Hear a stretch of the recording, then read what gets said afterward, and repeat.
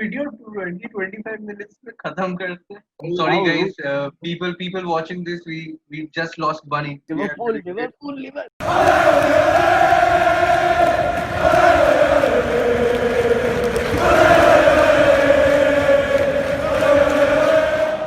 So welcome. What's up, boys? I know it's been a crazy game week, and especially for whoever had Salah on their FPL. Unfortunately, that is not me. So like that's kind of a sad situation. I'm like the Brighton Hove Albion of this group at this point of time. So, so today we're going to discuss the past game week. It's been a pretty bad week for the players in white. You know, Tottenham, then Leeds, then what do you West call it? Brom. West Brom. So like all of them lost. So of course, you know, great, crazy games. Liverpool Leeds, amazing. I'm sure all of us are waiting to jump in on that. But Fulham as well. Fulham had a pretty bad game. So, but before that, let's give this moment to someone who doesn't get to enjoy it as much. Bunny, how did you feel after beating Fulham 3-0? Willian with 2 assists, Aubameyang scored. So, what was your take on it, bro? What did you feel about the match? Yeah, man. Fulham Arsenal, the first game of PL this season. Fulham, never looked quite comfortable on the ball as much compared to Arsenal. I think it's pretty early to say or point out something like Mikel Arteta's abilities as a manager, but I would say he has surely held up on the team as a collective unit after Unai Emery left in such a bad state earlier the season. But then, we've had 13 shots on target compared to 5 shots on target from Fulham, and possession wise, we controlled the game. We could say Gabriel coming in from the French league, scoring on his debut. What a massive game he's had for our team. The defense, I would like to say the defense in the game. As an Arsenal fan, 2 things I'm afraid about. That is anybody questioning what color North London is. Second, anybody questioning our defense.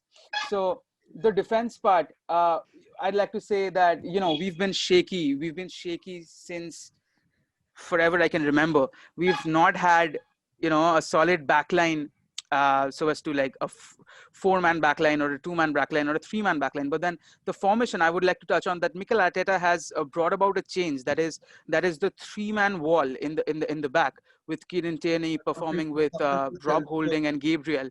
In times, other defenders coming in as well. The three-man formation that worked out for us versus Manchester City, versus Liverpool, versus Chelsea, and we've had a good impact compared to the 4-man defense. You know what I'm saying? So I feel it was more like 5 men playing. Like there were 5 defenders playing. The wing backs coming in to the rescue every time. Okay, so talking about, sorry Bunny, sorry to cut you off, but this is also something I want to really talk about. Talking about London clubs with a shaky defense, Shubham. Chelsea versus BHA, they looked... the first London club with shaky defense to the second London club with a shaky defense. Yeah. So they looked a little off. Like obviously, you guys didn't have Pulisic playing, you didn't have Ziyech.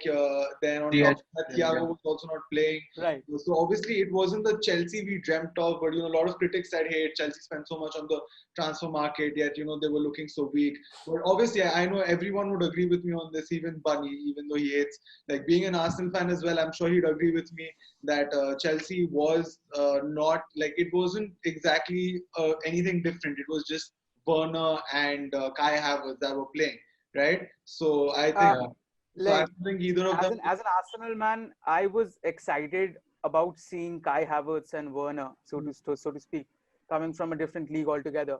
You would expect them to be slightly more active on the ball, but giving them the benefit of the doubt, this is their first appearance. Leaving the first match, so they would need time to settle in.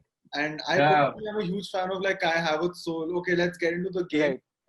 Chelsea won 3-1. So, but in my opinion, I felt Brighton was the better team.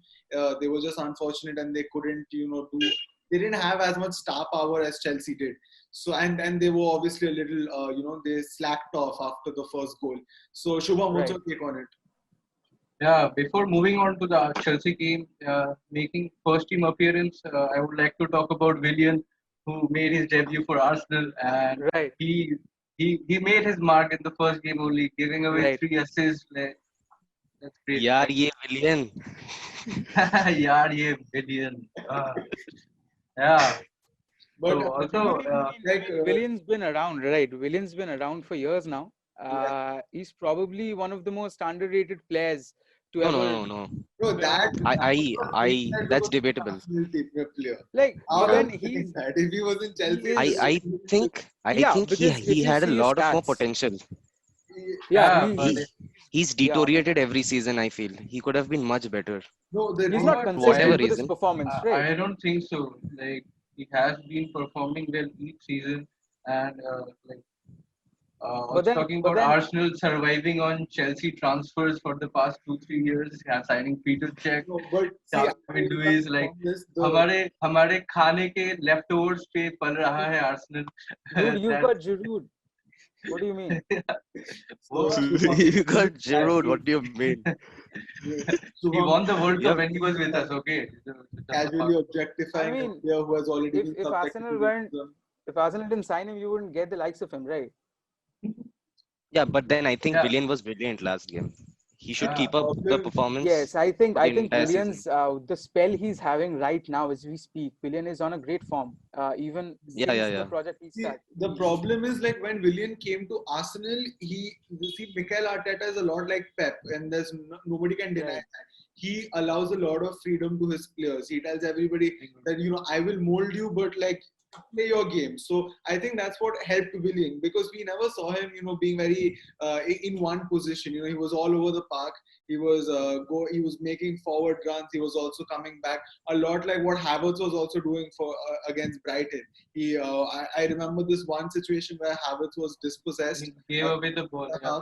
And then he ran back all the way and he won the Right, ball, right. the ball back in Chelsea's penalty box. Right. So obviously, I think that's the good part about Arteta. Young players, they get a lot of freedom to play around. That's why Pepe and Nketiah, they're also they're doing really well. So Even Yeah. Saka. yeah, even Bukayo Saka. Yeah, I believe Willian will bring a lot of influence to the young players who Arsenal have. He will guide them and may help them be a better winger. Suppose at the same club. Like I was Unless saying, I they think in the leave like morning, Gnabry. like I was saying in the morning, like if Arsenal went for Grealish, it would have been a great addition. But after I saw yesterday's game, I think Willian, he's done a tremendous job, because I think the last 10 games, I'm talking about the previous season. You see, there's so much of pressure that Aubameyang undergoes. Yeah. He has to do everything attacking wise. He has to cross the ball. He has to run with the ball. He has to assist, score everything. Right. Like Lacazette has been complete crap the last 10 games. And Right. I'm just being, Right. I'm No, just no, being he's not honest. been This himself. is He's not been exactly how I himself. felt about Werner in the last game. yeah. Like he had to do almost everything. Like, there was no support from Mason Mount. Loftus Right. Cheek was so No, but I think Havertz was still trying to, like like he's 21 pass the and he's ball having around. Yeah, yeah. 21 and playing his first game for the Premier League. It's a start. Like he didn't give a game. He had a good passing accuracy, and also talking about the goals which Chelsea scored. I think they were very lucky when they got the penalty yeah. from Werner. Hmm. Because Brighton had the ball for quite some time before Jorginho scored the penalty, and Now you know what yeah. it feels like to be Manchester United fans. also also felt bad about Chelsea let go of not let go actually in loan Lamptey. He was a star man. Lamptey played Left, really right well. back. Lamptey Yeah. Lamptey had had a very great good game. game. In fact, like after the post, when we go on PL and you vote for your star of the match, I even though people were preferring Right. Reece James, but I actually selected Lamptey because I really felt he's a young guy. He's not very tall. And a short young right back in England doesn't ever turn out to be something great. So even then, he I mean, he did brilliantly. he serves the Reminded me role of of a Danny right Rose. back, but then his surplus is that he can also make this cutting edge attacking runs forward Yeah, that yeah. will, Yeah. lead the other opposition to, counter attacking threats that look really threatening last night for Chelsea. Even though The Chelsea they made defense. counter attacks, he would go back to the defense and Yeah. Right, see the right, ball. right, Yeah, right. like so Lamptey, I good, guess, like had a so point to complete. prove last night after being let out of Exactly. Chelsea. Yeah, yeah, Playing So Chelsea in the first fixture. Reece James had a yeah. great game, in my opinion. I think I was No doubt. praising James just before the Yeah, game, Shubham and I. I think I Yeah, called yeah, him Yeah, up yeah. and I was like, bro, I think he's gonna play well. And then I see he scored a finesse. and right. I was great shocked like performance. Lampard didn't play Aspilicueta like the most No, the uh, Aspilicueta was out because of that injury of an against injury. Hull. And So yeah, I don't think, he and he's didn't not made a it to the player. practice. Yeah, and see, he's not really a Tell player me, who can, just recover like that. So obviously, I yeah, remember no, that. but see, Aguero got injured like long back, right? But yeah. so he has enough time to recover and he's back. But for Pulisic got injured and it was a pretty bad one. Let's be honest. Like Yeah. he shrieked in pain. He somehow got that shot, and honestly, if he whatever the injury is, was hamstring or something, right? It's a hamstring Yeah, injury, yeah. right? So Yeah. if he didn't get injured, he would have easily gone forward with the ball, and like that would have definitely been a goal for Chelsea. So yeah, all in all, like Chelsea had a pretty, they were lucky, but at the same time, I would not say like this is Chelsea for the future. Like this is Chelsea throughout the season. Once Ziyech settles in, Pulisic comes back and settles in. Thiago also settles in into the squad. We'll be obviously seeing like major improvements overall. Of So course. yeah, Shubham, like we started with you on the Chelsea discussion. Do you want to close it off? Anything else you want to add? Yeah, yeah. I think Lampard has done a decent job. He has been rotating players uh, quite frequently, I can see. And about talking about the depth of players the Chelsea team has for each position, like they have around three players each. So I don't think we would have much trouble with injuries in the future, as we will have a lot of probable options to choose. As Lampard will have to choose. And yeah, I think this is not the Chelsea we're gonna see for the rest of the season. We're gonna see major improvements, and yeah, Okay, so now talking about a club that I strongly believe will not be able to pull off that, will not be consistent all throughout the season, even though we saw a complete dynamic display this week. I'm going to talk about Everton now. So great I performances. thought you were gonna talk about Leeds. No man, come on, Mark. I thought like they're gonna play the whole season. I don't think. Yeah, we have a lot more to get from them. So I'm going to talk about the Tottenham Everton game, and Bunny, I request you, please be a little unbiased, even though I think all of us use Tottenham. So yeah, Pickford, great game. Great. Then Son, Kane. I don't think the Tottenham defense was bad as such, because the goal scored was like he got in right in between Calvert. Alderweireld and Dyer. So like that is something that takes like amazing game sense, and okay, so talking about Everton, Tottenham, Bunny, please don't be biased. I beg of you again. Right. So I'll try. even so, I'll yeah. try. Pickford, he did not. Pickford performed brilliantly. Same for. I would not really blame Tottenham's defense. He got right in between Alderweireld and Dyer, and he scored that goal. It was a brilliant header, and there's no doubt about that. And there's hardly anything Hugo Lloris can do about it. But I think what I would assign blame to would be Kane and Son. I think that they could have done much more. They could have scored. Doherty was also getting into good positions, but he wasn't being able to do anything. So yeah, based on that, what do you guys have to say about Everton? And I would just like to begin the discussion by talking about Pickford, because everyone is praising Pickford right now, but from what we've seen in the past, he's not a very consistent player. He cannot pull off the same performance and day in day out against big clubs like City, Liverpool, Chelsea, United. But yeah, so Yeah, like, I Fine, don't yeah. think you can blame Pickford solely because you need a proper defense also.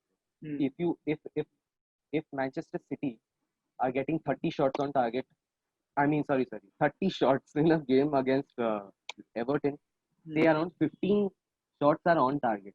So hmm, he has to make minimum 13 saves to save himself from humiliation. yeah, So you cannot blame him solely. So I think now it's time Everton should start investing in their defense. They've hmm, got a lot of midfielders and wingers and attackers. hmm. And talking about Tottenham, I you do you guys remember the incident last season when Hugo Lloris charged at Son Yeah, yeah, for yeah, being yeah. lazy? I Yeah, Yeah, so they yeah, started yeah. pushing each other. I think that is where Tottenham actually fell short. They were very lazy. They were not falling back. Like Hmm. Everton, they looked more energized. yeah, I think that is where Tottenham could not match them, the energy level. I think that is where Everton actually won the match Yeah, because yeah. I think even if it was still the 70th minute, at least they ran. hmm, Not true. like Tottenham. Yeah, true.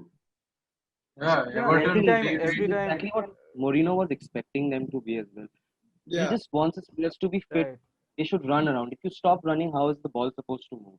true, true. And definitely that doesn't fit into Mourinho's tactics either. You can't just sit around, like, especially when it's like nil Exactly. or you're 1-0 down. You can't just sit around and not make any progressions. But okay, so get another perspective. Shubham, you wanted to add something? yeah. Everton played really well. They were passing really good. I think Rodriguez had a really great impact, and he changed the Everton squad like quite a lot. And the goal Calvert-Lewin scored, man, like he has been there in the Everton squad for like past 3 years. Couldn't make it to the first team, but I'm really happy to see Carlo Ancelotti giving him a chance and playing in the first team, and he proved himself. Yeah. So, and talking about the defense, as Andrew was pointing out, I don't think they need to invest really a lot because last year only they signed Yuri Mina from Barcelona, and he's a young lad. He has been known to show great potential, and I believe he will show. Uh, Also, about talking about Richarlison, he had quite a lot of chances which True. he could Yeah, He have was very, very bad. could Richarlison. have Okay, so scored. in my opinion, even though I might be a little biased towards City, Richarlison's miss was worse than Sterling's miss, in my opinion. Reason I'm saying that Yeah, man. because see, when Sterling got the ball, it was a pass he did not. He was surrounded by players. He had zero time to get it under control. And even though it was like an open goal, it's not like it's the first time that's happened. We have seen people miss, Yeah. like the best Torres. He was And we know Sterling is not a great finisher. huh? So And yeah, Hmm. Sterling is Sterling is not not Yeah, a great known finisher. for like finishing and like even though he like has Ozil. a scoring record and he's been a prolific scorer last season, he's not someone who's expected to put that in.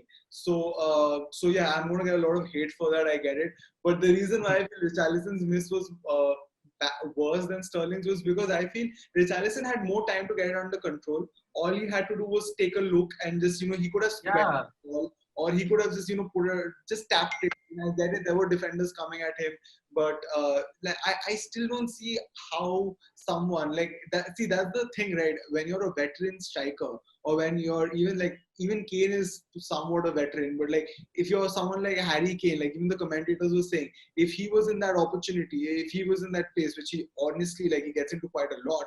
He takes a look up. He sees, okay, there's a player here. Like you've beaten the goalkeeper.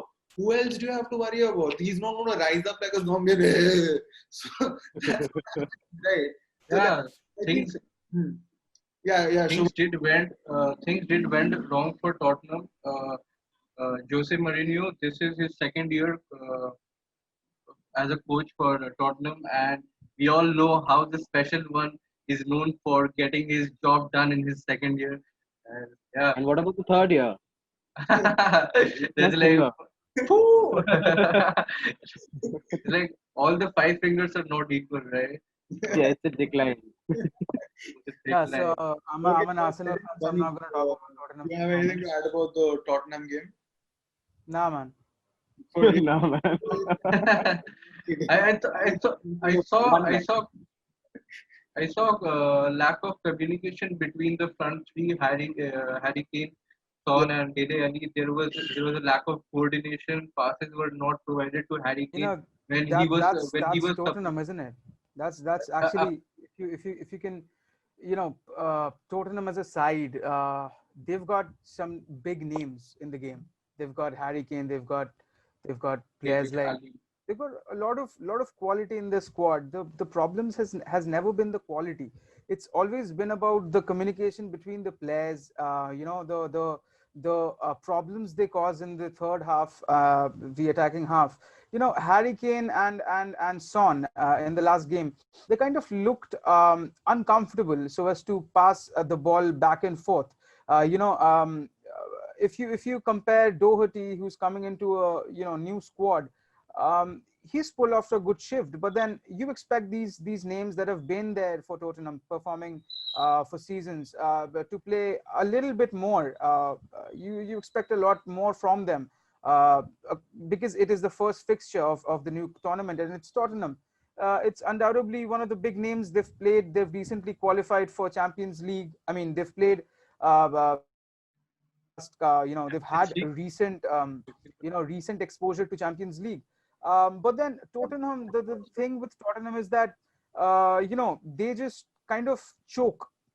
They're like the South Africa of cricket in the world of football. They're like, they're like They're my running out of gas ex-girlfriend. They just in the choke. middle You know of what I'm the saying? tournament. Like, okay, thanks, Bunny. That was a very impartial view of like that was no, no. you know what color North London is? Okay, we'll see. In Because your face.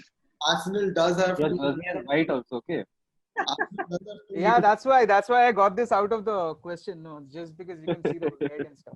But talking about Red and Arsenal's upcoming fixtures, you guys face West Ham and Liverpool very soon. I think Liverpool. West Ham is next You game. know, you know the fun part I have right now, touch wood, which is that I often take really I am very interested in looking at other people's reactions towards games and performances of Indian teams. So right now I kind of went into the Liverpool Instagram page, right, and they're pretty much fixated on Aubameyang, scoring against them in the next fixture. Yeah, yeah, One fan is like Liverpool probably won't win it, but then Arsenal, they're gonna, and that is what you like to see. You yeah. support the team day in and day out. You live for these moments. But Liverpool, we've got a very important fixture. Liverpool, I think they've kind of let the handles down a bit. The last couple of games we faced, they were like, they've got no point to prove as such. They've won Yeah. every major trophy that's come onto their way. You kind of expect players to let down the handle at the towards the end of the season, because they're not in the same mindset as such. But then, going into the new season, you would expect a name such as Liverpool to perform better, especially the attacking half of Liverpool. I think they, Mohamed Salah had a really good game last game they've had. But then Mane, Bobby Firmino, you expect a lot more from them because they're basically champions right now. You know what I'm saying? So they're playing the And his greatest level overall of is same as competition. Aubameyang. So he should at least make an effort to shoot the ball or receive or Exactly, ask for the ball. exactly. That is also my concern. Why would FIFA demote a player such as Aubameyang, who's having the time of his life? Just because Arsenal have let the lid down from FIFA and transferred it to pace, Yeah. you're just decreasing the overalls from players. Arsenal, Harry Kane is 91 and Aubameyang is 87. I'm like, yo, I think bro, it's probably No, because no, of the age, I guess. Harry Kane is 89, They, not Yeah, 91. because 89. I last I 89 saw is it was he was probably 90. Yeah, it could be. I don't think it's 91. sure, because no, no, 91 would be Probably 85 too because much. was of that age factor, because players like Aubameyang, they're pretty much in the last corner of their games and their careers, so you don't expect these sort of players to rise as much as the young lads. So yeah, that's true. Aubameyang is 31 years old, and the good news about Aubameyang is that he signed another contract with Arsenal, and the details are Christmas gifts coming soon. Yeah, the sooner details than are not expected. yet released, but everyone was pretty hopeful that Aubameyang will sign a new contract, and I'm guessing this will Right. be another 4-year contract, given that he's 31. So we will see him at Arsenal till 35. But talking about, or hopefully till 35, he might leave sooner. Okay, but now talking about a club that I was hoping to, keep right till Which team? but let's talk about Liverpool. We've spoken a lot about it. So personally, I'd like to get started by talking by. I have a personal bias towards Leeds because I usually support the underdog. That's very ironic for someone wearing a Madrid jersey and change to the but at the same time, I really admire the way Leeds play. So, okay, so what I feel was the reason why Leeds could score was because Bobby Firmino I'm sure Klopp had in mind that there will be moments where Bobby has to, move up and take that center space, right in between the two center backs. But the whenever Bobby was out of position, whenever he wasn't guarding Phillips, that's when they scored. That's every goal was a long ball. It was coming out of here and there, and even the goal where Trent Alexander, it was TA, right? Like Trent Alexander-Arnold headed it into his own goal. That was like the fourth goal that was him, right? The fourth goal was I think Salah scored Van three Dijk. and Van Dijk There scored. were two penalties that Salah took. Yeah, Yeah, the yeah. fourth goal for Leeds when I think it was obviously an offside, but TA I think Oh headed. yeah. TA. Yeah. Yeah. So I think even that is just it's a classic example of what Leeds can do if you make one mistake. And it's also a lesson for Liverpool to learn because they are so dependent on their forward high press that the minute you're beyond that, there's nothing any other team can do. That's what City did versus Liverpool. The last game of last season, they just focused on beating the high press, and they did that brilliantly, no doubt. But obviously, Rodrigo gave away the last minute penalty, which was completely unnecessary. I'm so fucking pissed off at Right. him. I can't even. I hope he gets kicked out of the Spain team. What? Don't say that. Kafi aggressive. What was the need for that? What you just come on for you like Yeah. Who fouls Fabinho? Who yeah, fouls Fabinho? He's not gonna. He's not even gonna shoot. exactly who He's the fuck probably gonna. in the penalty box in a corner situation, like you have him where you want, just go for the damn ball or just don't tackle the ball. He's not even got the ball under control. It's not like Mane or Salah or even TA for that matter that he can just score out of nowhere. It was like it was an unnecessary tackle. But enough of my rage. Let's jump into opinions from Talking about players that have made errors and errors that have been game changing. yeah. A player Van Dijk. from Liverpool, Van Dijk. He's the player that has the most fouls Errors since he's the into. project restart. So Van Dijk, I think he's had a tremendous spell of games for the last couple of seasons for Liverpool. But then, do you guys reckon that the magic of Van Dijk, the mysterious nature of his defensive capabilities, is sort of coming towards an end in this season? See, I would just start off with that. Like on one note, see, Van Dijk scored the second goal against Leeds. Second goal, yeah. He scored the second goal with a header. He almost put Leeds, Liverpool. Sorry, against Leeds, he almost put Liverpool into the. He almost got the lead for Liverpool as well from another corner. He is not just a defense chance. ability. Like he's not just a defense asset. He is great for corners, and he has height, he has power, he has strength, physicality. He plays for Netherlands, so all these qualities together, like they obviously they equal a complete player. But the reason why I feel like Bunny's question when he said that Van Dijk has most fouls, most errors leading to goal. The last part, like where I think Bamford. So the reason why Van Dijk, it was actually what a defender should do because he did not know Bamford was there, and it's like, see, it's not like COD, right? You can see someone on the map. There's a red person, the red footsteps behind you. Right, you've got to go with your natural instincts, right? So yeah, that is something that happens. It's not, you can't completely blame Van Dijk for it. I would rather Right. why didn't Alisson warn him? that why didn't he shout? I didn't see him on camera, or maybe I'm pretty sure I didn't see him go like, yo, like, there's Bamford's right behind you. That's what a goalkeeper is expected to do. Yeah, I mean, there's this fact, like, if you talk about qualities of a player, such as the natural elevation a player gets in cases of set pieces, or the natural height somebody possesses.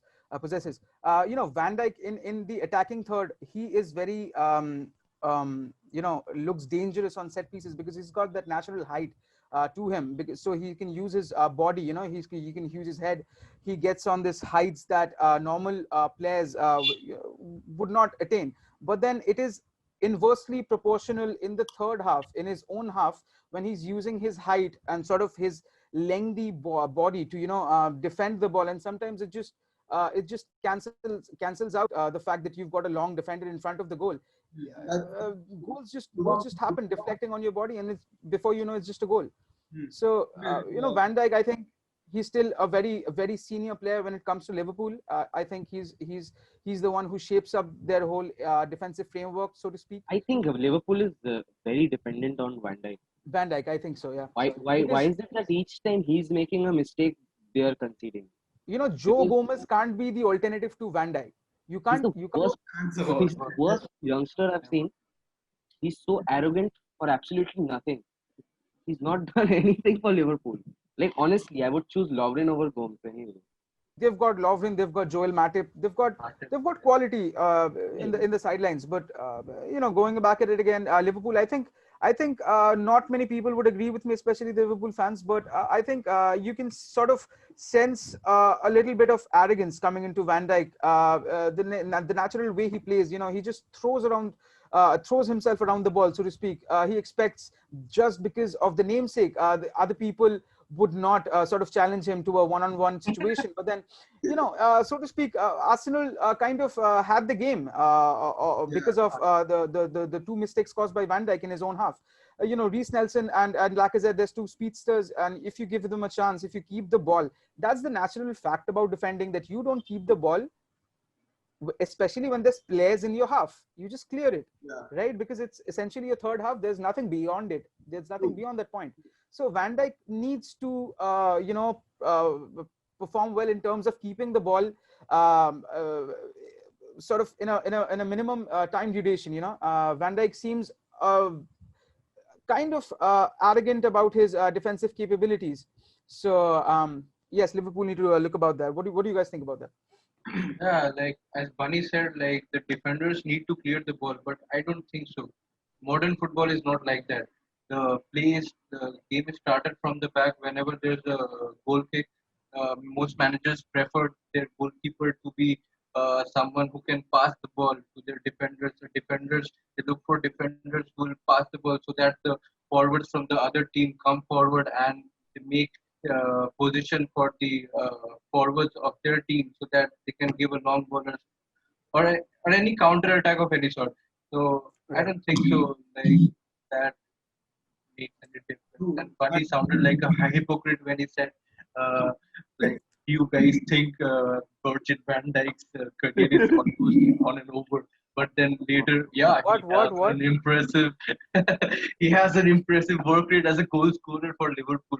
That is the surplus. You cancel out a capability from a player, and then you think about the other strong points that makes him as a player. Van Dijk is a kind of a presence that any team would like to have in their team, but not at the expense of his mistakes. On a good day, he can be the most lethal defender in the world right now. But on a bad day, he can single-handedly lose you matches as well. So I think in a game of football, you can never know about what comes next, so to speak. Yeah, man. Andrew, what do you think about the Liverpool? What are your opinions about the Liverpool Leeds game? See, like I said in the previous podcast as well, I expect more from the front three of Liverpool. Like, only Salah performed yesterday. Why does it have to be that? Like, they got opportunities where they could have showed, I have something in me. Like, I'm talking about Bobby Firmino in particular. But instead of getting a shot on target, at the end of the game, what do you see? He has a yellow card. Like that's a mark where you can actually understand from the psychology of the player that he's Yeah, wanting to score, but he's not being able to adapt Yeah. to the that's tactics or whatever be the reason. So I think when Klopp is telling him, you're playing the false nine position, he doesn't mean that you're not a striker. You're supposed to make space for the wingers, which I've never seen him do. He's always present in the box, and Salah has to dribble past 2 3 players and score a stunner, or either Mane. No, I would not say that Firmino does not perform. The matches he performs, like rare occasions, but he does perform. He plays really well. He has that potential, but yeah, he needs to be very consistent. I think if you compare him to Gabriel Jesus, I think Jesus is more consistent than him, and that's the reason why he. No, that's true. That's why he's like selected in the first team of Brazil more than Firmino. No, I think the comparison between Jesus and Firmino is a little unfair because Jesus is a striker who plays as a striker. Firmino is a No, C. bro, he plays as a wing as well. He plays as a winger as even well. as a cam, even as a cam, he Yeah, can but like see, Firmino is a CAM who has been adopted, who has been morphed into playing in the role of a striker, and that yeah, he has to play as an F9 instead of Jesus who plays as a proper striker, proper nine. Yeah, uh, yeah, yeah. proper nine. Yeah. So yeah, I think that comparison is a little like it's a little weighted. We can't say for sure who's better that way, but Yeah, yeah. because both of them are actually young, so I think we have to give them a couple of more seasons to see what they have in themselves. Because I'm still waiting for Gabriel Jesus to be consistent. And I think Liverpool fans are waiting for Firmino to be consistent. Yeah. I I don't think think Brazil needs a they'll striker. get. Yeah. I think Brazil needs a good striker. Okay, so this has gone on for a little far too long rather. Liverpool versus Leeds as we had predicted. Liverpool. This is why I don't want them to win the league. You end up talking about them the entire season. Yeah, that's actually true. So that's actually so enough of Liverpool versus Leeds. We also had three great matches. We had Leicester versus West Brom. We had Sheffield and Wolves. Crystal Palace versus Southampton. So we're going to start off by talking about Leicester and West Brom. So Andrew, back to you, bro. What's your take on the game? See, firstly, I'll start by giving two stats, and so you will understand like who needs to improve there. Okay, so here it goes. I'm saying the shots first, okay, and then the shots on target. Cool. So West Brom had 7 shots and Leicester had 13. But Leicester had 7 shots on target and West Brom had 1 shot on target. Fair enough. Yeah, Fair yeah. enough. So like, So That I like, guess like it sums it up. that's a yeah, pretty it sums it up. But yeah, but if you like really watched the game, you will see the confidence level that West Brom has. It is not for a team that is playing first division league. Right.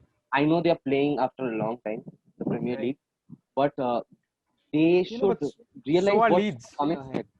Yeah, Leeds, Leeds, yeah, so Leeds. But they Leeds are won the the latest on division. the ball. Oh, guys, we've spoken about Leeds and Liverpool for like 40 minutes now. Can we please talk about something else? Right. Yeah, yeah. Right.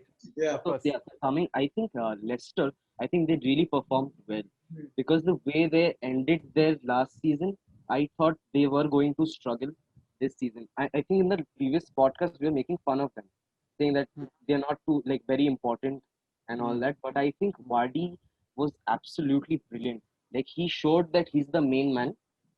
He his pace, like I think West Brom couldn't match the pace of Yeah. Leicester City. I Yeah. think Leicester can be better, but West Brom, I think they have it's high time. Like just one game they've lost it.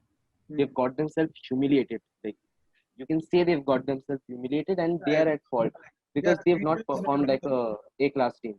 yeah, obviously 3-0 I is think, not a pretty is not a score that you should be fine with. It's a pretty bad score. I yeah. think But I and think the what? game week 1 is gone. So I think from the next game they should realize that everyone needs to step up because they don't have star players, like not even one star player. If they have to be good, if they have to be brilliant, they have to be that together. It has to be a team effort. I didn't see the team effort yesterday.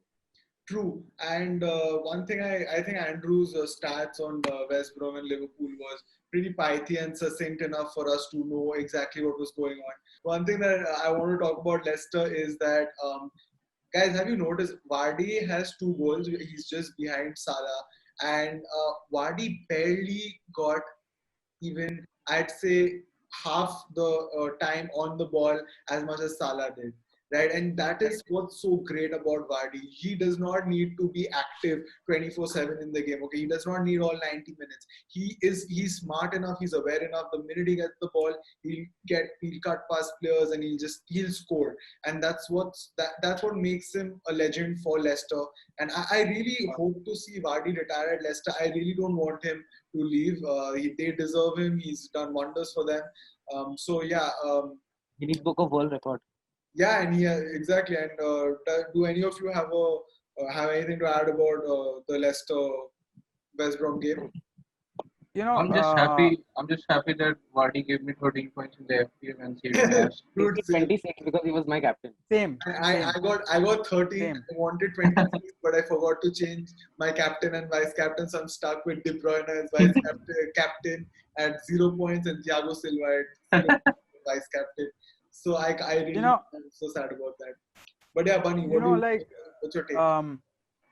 As an Arsenal man, I would have obviously selected Aubameyang if he was still playing that CF or ST role, but then he's not. He's considered to be a midfielder just because he's on the flanks. So, this is the only tangible things we fans take away from the game. Is that the belief in a player that, this player could give me the points that I need throughout the season consistently. And I think this just goes without showing that if you're not an English player from the big 5 or the big 6 teams from the PL, you were going to be criminally underrated. Vardy has performed a lot throughout his career.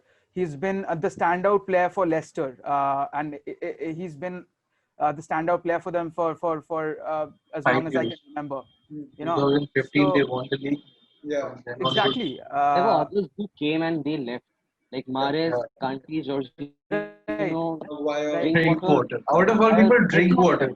Danny Drinkwater. I'm going to directly go into the Sheffield Wolves game. I don't think any of you saw it. If you did, please jump in.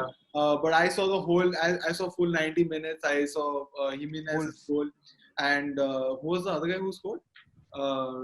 Saiz, I think got he got a pretty good rating on FPL as well. So yeah, talking. 54. Yeah, 34. So it was crazy. So okay, so talking about, so I honestly felt like in the first Nice. 3 minutes when Jimenez scored, I Midfielder. did not I saw Sheffield and my reaction was, this is not a team that deserves to play in the Premier League. That was literally what was happening. They lost the ball, their defenders couldn't catch up. Everybody was out of position. I don't know what their centre backs were doing. I have no idea. And that's what led to the goal, right? That was a brilliant square pass to Jimenez, and obviously you expect even a average or a below average striker to convert from that position. And they played a front three, and obviously we saw Wolves' dependence on Neto, and I want to get into that as well because. The second goal also, which came out from a corner, very bad defending. No other excuse. I will not blame the goalkeeper, just pathetic defending overall. And the bright side was Sheffield could have equalized. In my opinion, they brought up that game a lot. So that gave me the reassurance that, okay, this is a team that deserves to stay. They messed up in the first 10 minutes, but they came back. But what I noticed from Wolves is, it's very weird because last season Wolves scored only 14 goals in the first half of their games. This season they start off with 2 goals in the first half, and after that the remaining 80 minutes they were just not up to the mark. It was not the defending was substandard, the attack was they were lacking, I'd say slacking also to some extent, and it was just they were all over the place. And Wolves, like, even though they had a pretty good record against us last season, 2-0 and 3-2. I do not Yeah. see them pulling off the same victories this season or the next match that's coming up, because they are overtly dependent on Neto, and I honestly feel like City can easily just overload the midfield and throw Wolves off their game. So this season's obviously going to be a little different, hopefully. So yeah, do you guys have Yeah. anything back to the game? Yeah, Sheffield United, I think it's been tough after they lost their goalkeeper, their first team goalkeeper, Henderson, to Man United. That was a major blow for them, which believe that was a major cause for which they lost the game. I think I expected a lot from Lundstrom. Hmm. Sheffield, they've played and they've tried everything they could with their limited resources that they have. But then I wouldn't say that Sheffield have been a bad side. I just think that they've been the second best whenever the other team scored a goal. We're talking about Wolves. I think Wolves have also been a team that have massively grown under their manager. The manager has had a tremendous effect, especially with the bigger clubs last season, as we've seen. Yeah. Wolves have this growing Portuguese sort of influence all over the club. You see Portuguese players from the front to the back. They've got a lot of Portuguese players, a lot of Portuguese culture, so to speak. No, Yeah, what what do you guys what think about Adama Traore? exactly the He first 10 minutes he the looked pretty right good. back position, where the Wolves went with that three-man defense, and Adama, I'm pretty sure the manager told him that you have to play right back and you have to move front. So I think he really fit into that and he played brilliantly. He was making attacking runs. He was very threatening. There was one point where I think there were two instances where he almost scored, and there was one instance when he almost provided an assist as well. So I think Adama Traore is a great player, one to watch out for. I was really sad that he didn't get to play for Spain. But yeah, more than Yeah. I think where Adama lacks a little bit is he's a how do I, there's no word for it, but there are times where he just fumbles. Okay, he's just a little maladroit. He's a little bumbling with the ball. When he gets the ball, he gets a little, he gets too invested into it, I would say, and then he just forgets and he doesn't know what to do. But Yeah, that is what it's never the question on quality, right? We're not questioning the quality that Yeah. players have. Adama Traore, massive player. He's got capabilities. He's got talent as a player. If you the question is, can a player perform day in and day out consistently? That is what It's differentiates a in player world and class. a world class player, yeah, so to Yeah, that speak. true. pressure situation where that mindset you have, that okay, I won the ball, now I know what to do with the ball. But Right. and there were instances where he actually he did the exact opposite of what I just described. He went ahead, he dribbled past two defenders with one touch, and these are all signs of a world class player. But he needs to he needs some time. He needs to like get together. Needs to get his act together a little bit. He needs to be more aware of what his teammates are doing. Another thing is, Wolves as a team, they don't communicate enough. Okay, no matter. Yeah, exactly. Yeah, They have players who win them matches on the basis of their individual Yeah. credibility. I'm sure Bunny would like to add something about Crystal Palace as well. So, Still, Crystal Palace, you know, I actually, the only reason why I look forward to Crystal Palace's game is that I am particularly very interested in Wilfred Zaha, right? Because he's been this, Everyone watches Only Crystal Palace significant. only for Zaha. yeah, everyone because wants to see Zaha play. Zaha has undoubtedly been the creative spark for Crystal Palace, so to speak. Yeah. You know, and he's also been linked to Arsenal for quite a while now.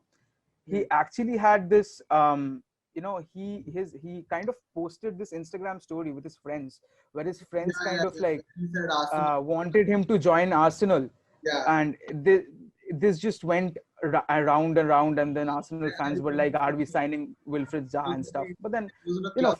fans are very fast to realize that we don't have that sort of resources to sign PL proven players.